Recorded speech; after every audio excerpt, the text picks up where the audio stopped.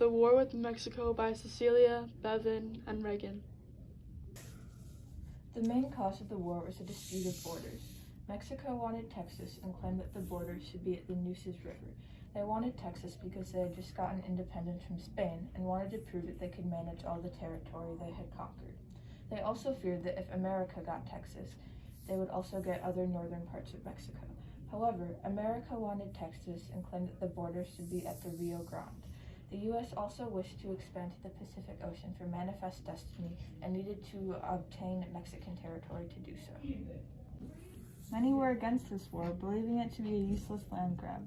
Many abolitionists also believed that it was a scheme to acquire more slaves. In fact, Abraham Lincoln himself was very critical of the war. Mexico was also against slavery, and Texas was a slave state. In an attempt to acquire more land near the disputed border of Texas, U.S. President James K. Polk sent John Seidel to negotiate the Texas border, as well as purchase New Mexico and California for up to $30 million. Mexican President Herrera refused to receive him when Polk found out about this. He ordered troops to occupy the land anyways, and then traveled west to California along the Santa Fe Trail.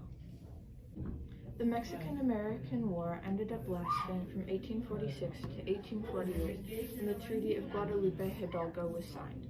After the signing of the treaty on February 2, 1848, the U.S. gained 525,000 square miles, including what is now Arizona, California, Colorado, Nevada, New Mexico, Utah, and Wyoming, reducing the size of Mexico by more than half.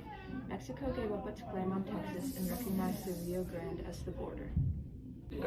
By the end of the war, 1,733 Americans were killed, with 4,152 wounded. 5,000 Mexicans were killed, with thousands wounded. 4,000 civilians died, including the deaths of civilians via violence, military deaths, and from disease and accidents.